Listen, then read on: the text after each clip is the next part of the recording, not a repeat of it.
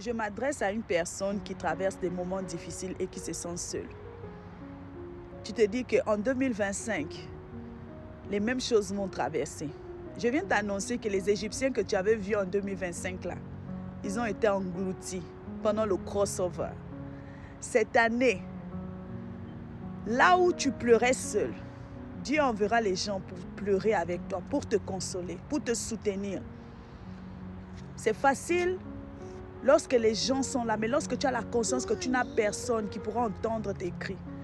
Mais l'Éternel, lui, il a ton nom dans ses pensées, sur ses lèvres. Il ne va jamais t'abandonner. Même si les gens pensent que tu es en échec, même si les gens pensent que ta vie est en train d'aller dans l'eau, pour ne pas dire dans l'huile. Mais lui, il a un processus. Et ce processus-là, tant que tu suis ça, tu dois avoir la ferme assurance que ces promesses s'accompliront toujours dans ta vie. Ça peut être douloureux, ça peut être frustrant. Parce que y a la possibilité, même lorsque tu vois que quelque chose est en face de toi. Tu vois, exemple, ça, c'est en face de moi. Tu vois, c'est en face de moi.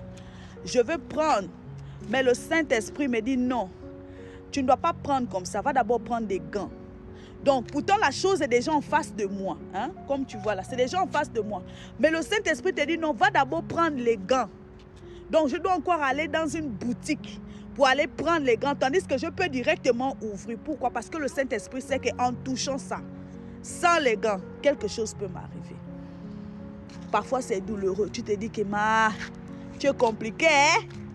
Compliqué. Mais il sait, il ne va pas t'abandonner. Fais-le confiance.